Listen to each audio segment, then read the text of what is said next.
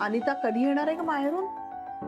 आई उद्या अनिताच्या आईचं श्राद्ध आहे, ते झालं की येईल. बिचारी फारशी राहायला बघतच नाही माहेरी. तेच तर दुःख आहे ना. काका मग थांब, येऊ दे, काकूला सांगणारच आहे मी सांगणार आहे. मी गंमत केली तुमची. बरं काही तुम्हाला मदत हवी आहे का हे विचारायला आलोय मी इथे. ए हेमंता, तू कसली मदत करणार आहेस रे? काय अनिता नाहीये ना, तिच्या वाटचं काहीतरी काम असतील तर सांगा, ती करतो मी. काय कणिक वगैरे मळायचे?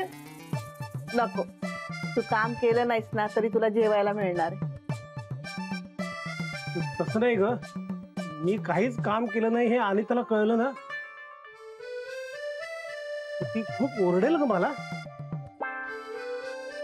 भाऊजी, माझ्या जावेची बदनामी नाही करायची हा.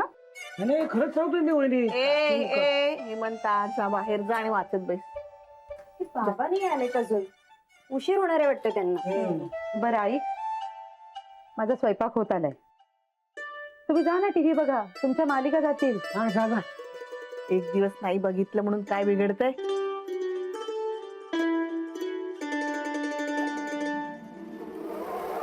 आई हं? बरी आहेस ना तू? अगं, तू बोलतेस आहे? अगं, घेत होता जरा मालिका बघायची नाही म्हणते चक्क. हॅलो प्राध्यापक. ए हेमंता, हेमंत देशपांडे बोलतोय. काका नमस्कार, मी नील बोलतोय. अरे नील, बोल बोल. स्वानंदी आहे का? आनंदी? हा हा, हो हो, आहे आहे आहे आहे. ती फोन घेत नाहीये माझा, मी मोबाईलवर पण फोन केला होता. हो का? हम तिलाच फोन देतो, तिला विचार. काका देताय ना? हो देतो ना. अरे हो सॉरी. नील. हॅलो, अगं कुठे तुझा फोन? सॉरी, माझा फोन रूम मध्ये आहे. मी तुला केव्हापासून फोन ट्राय करतो. हो, मला वाटलं तुम्ही तुमच्या अमेरिकन मैत्रिणी बरोबर बिझी असाल. हा तसा बिझीच होतो मी, पण तिनेच तुझी आठवण काढली ना. तिला माझी आठवण आली. हो, तिलाच तुला भेटायचंय. तू तयार राहा, मी तुला पिकअप करतो.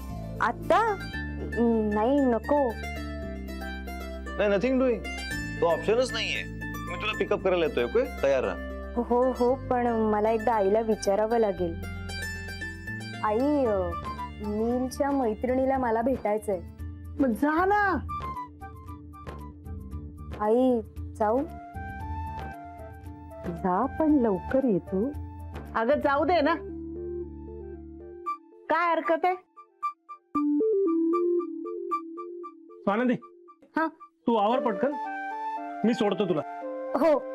हॅलो, मी येते, पण तुम्ही निघू नका, काका सोडतोय मला. ओके. Okay, bye. आणि हे बघ, जाताना भरली वांगी घेऊन जा, नीलला आवडती. हो चालेल, मी आले तयार होऊन.